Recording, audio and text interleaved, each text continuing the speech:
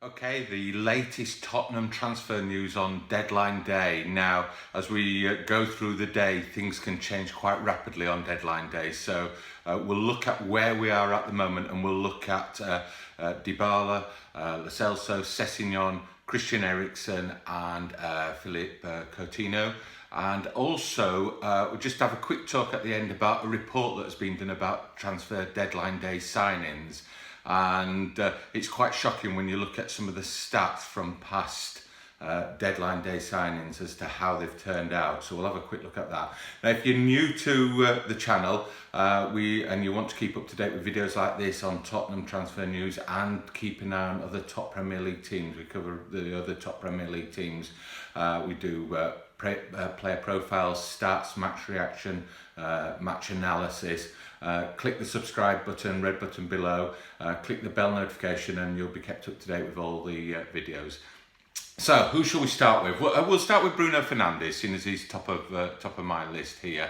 Now, Bruno Fernandes' agent had a meeting with Sporting Lisbon president yesterday to discuss his transfer. Now, we all know that Fernandes has come out and said he's happy to go to Spurs, he'd like to go to Spurs, he wants to go to the Premier League, but obviously Sporting want the price they want, and that price is 70 million euros and about 64 million pounds. And obviously Daniel Levy doesn't want to play that, and he's obviously been looking at other options, and there's been some good news on those other options. So it's how desperate he is to get Bruno Fernandes in on top.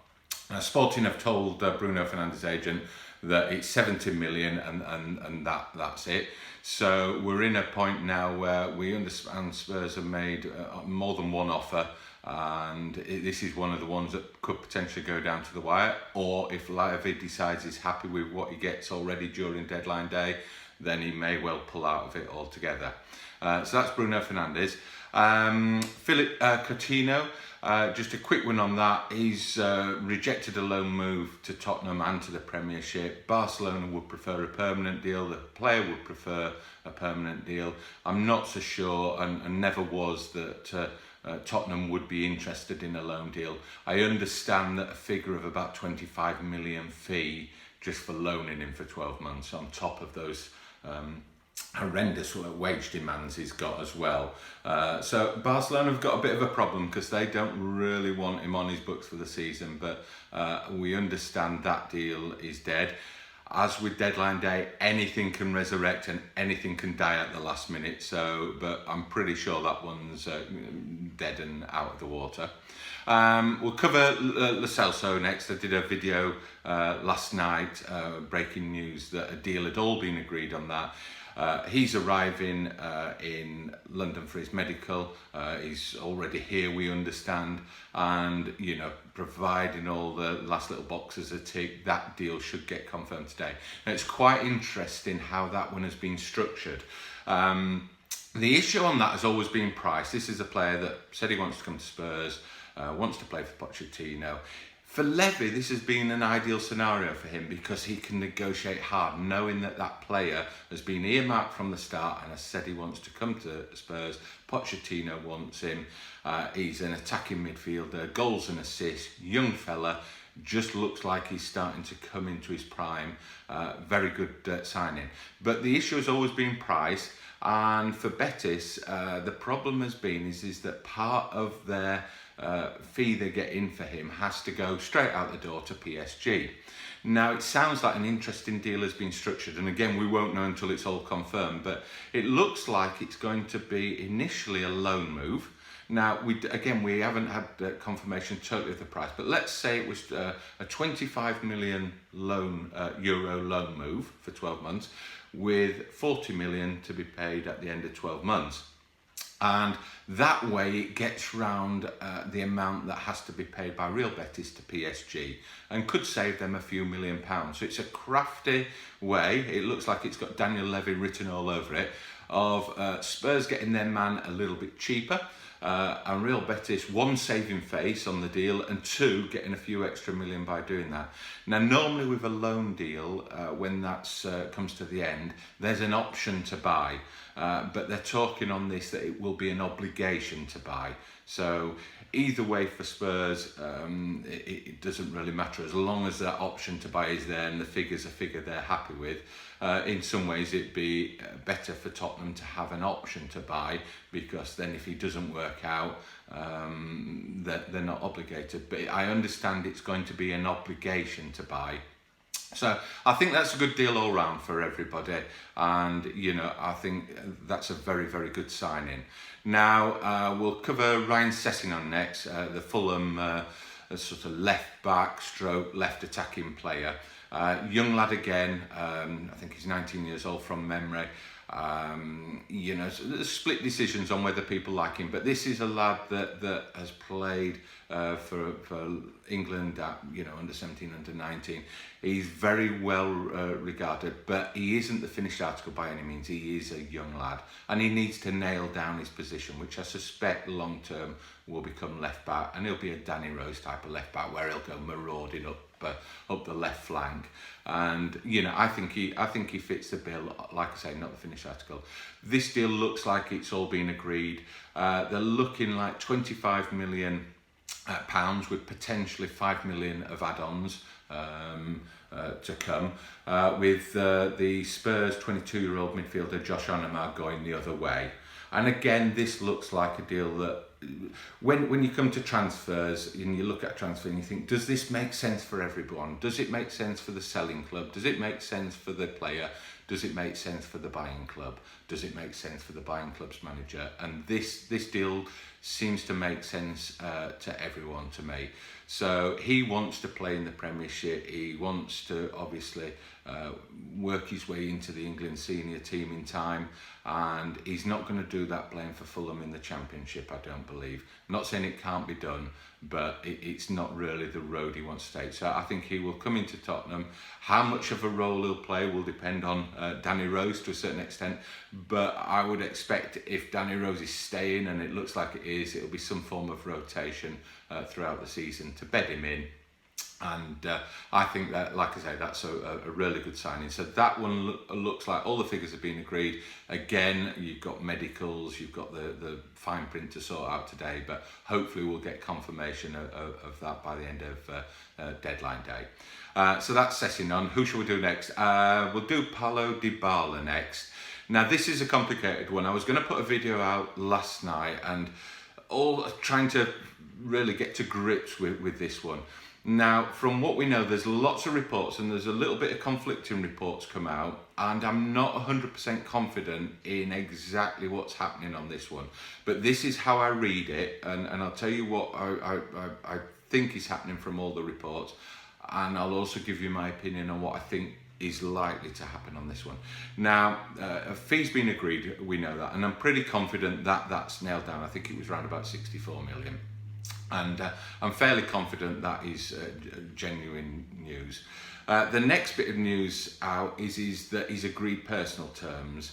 And then the third bit of news is that the problem is over image rights, and there's third-party image rights there. And I'm not an expert on image rights, but I understand they're quite complicated, and it could be quite a complicated business to sort that out. And it would be part of something that needs to be sorting out today, to be able enable a transfer to be done by 5 p.m. today to make Paulo Dybala a Tottenham Hotspur player who can put on the shirt and start the Premiership. So the bits I have doubt on is that if you agree personal terms, not knowing what the image rights are going to cost you and how that's going to work out, basically you're sort of almost writing out an open-ended cheque, and I can't see Daniel Levy writing a blank cheque, agreeing personal terms without knowing exactly where he stands on those image rights.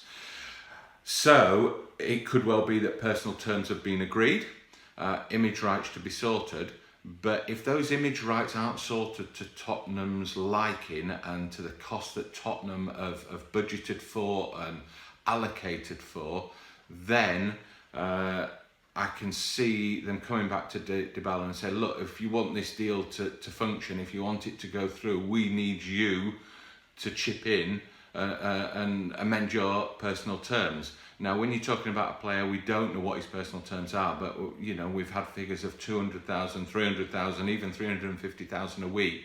So you're talking 10, 15, 16, 17 million pounds a year. Now, I suspect it's nearer 10 than nearer the 17. But you know, if you look at a 5-year deal, that's a lot of money going out there, and if he isn't prepared to maybe move on his personal terms to help Tottenham on the image rights, then there could be a problem with this. There could be a problem anyway if the image rights just can't be sorted out. So I think to say, yes, deal agreed with Juventus, yeah, I think that's fine. I think personal terms is possibly a little bit flippant, because that could change, and the image rights is going to be quite complicated. So it's a deal I hope gets done. I think there's a good chance it could get done, but my personal feeling is I think that there is potentially too big a hurdle there. I hope I'm wrong on this one, because I think there's every opportunity for the deal to be done, it looks like, and I don't think it'll be for lack of trying. But in my heart, I just feel that that one could well fall over today. Now, it may well depend a little bit on Christian Eriksen, and we'll talk about him. Now, Christian Eriksen, obviously, clubs have been looking at him. Man United have apparently put a big offer on the table for him. I wasn't too sure whether that was correct or not, and that deal looks like it's dead. There's talks that Eriksen didn't want to go out of loyalty to Tottenham. There's talks that Solskjaer only wants to sign players that are 100% committed to Man United. And to be fair to Solskjaer, I think that's a very good stance to take as a manager, as a coach, is that how desperate is that player to come to your club?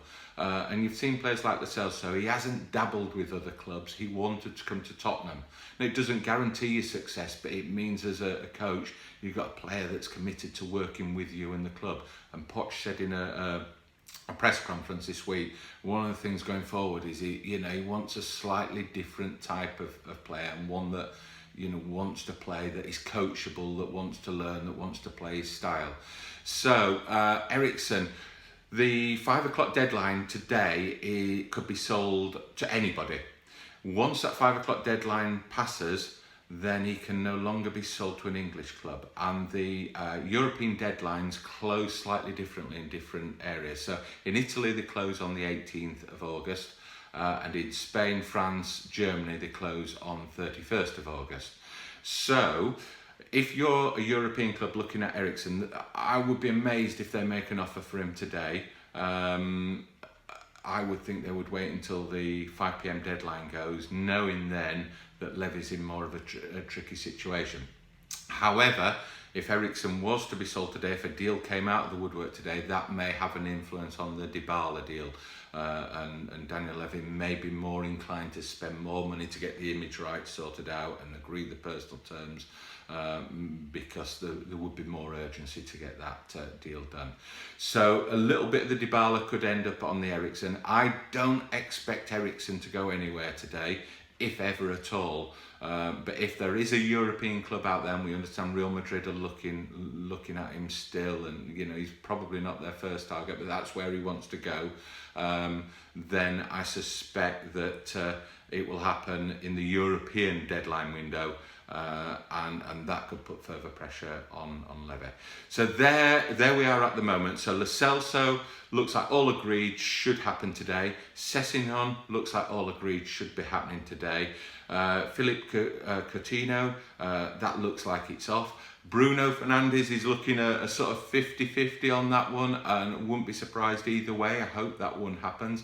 Paulo Dybala, that is looking, all the reports are saying it's virtually there. I'm not just quite as confident at this point on that one. I hope it happens, but I think there's still quite a lot of work to do on that one. Now, I mentioned at the beginning of the video that there was a report done by Sportsman, some research into deadline day transfers. Now, this is quite shocking, and you can see why clubs, and particularly Daniel Levy, is very careful about spending his money. So just show you this, share this with you. Now, deadline day signings, 18% of permanent deadline day signings have made less than 10 or less league appearances for their club. So that's 1 in 5. So 1 in 5 have made less than 10 league appearances for their club. That's quite shocking. Now the other side of that is how many have played more than 100 appearances for their club. And only 14% of permanent deadline day signings have paid more than 100 appearances. So that's 1 in 7. So, 1 in 7 players really have worked out long term and have played. Now, 31% of deadline days, permanent deadline signings, at some point go out on loan. So you can see there, looking at all the deadline day signings that will be done today, statistically, and these figures are taken over a long period, there's a high risk of it not quite working out how the club and how the fans expected. So we all get excited. I don't need to put a damper on deadline day, but we all get excited about all these signings happening. And it's really down to the quality of the coach and his analysis team and his backroom team who have looked at these players and have they got the right ones. Where Tottenham's concerned, I feel they've made some good signings up to now, and with the ones that are on the horizon, I think it could make them a formidable attacking force. I think then the pressure will be on possibly in January next summer to look a bit more at the defence. But all's looking good now. I'll try and update you on through the deadline day. And until we get to 5 o'clock, we won't know exactly where we stand. Again, if you like the videos, please like and subscribe below. Any comments you make, please make your comments and your thoughts on all the different transfers, because I love reading the comments. Try and respond to as many as I can. Put your comments down below, what you think of the different players and what's happening. And thank you once again for watching.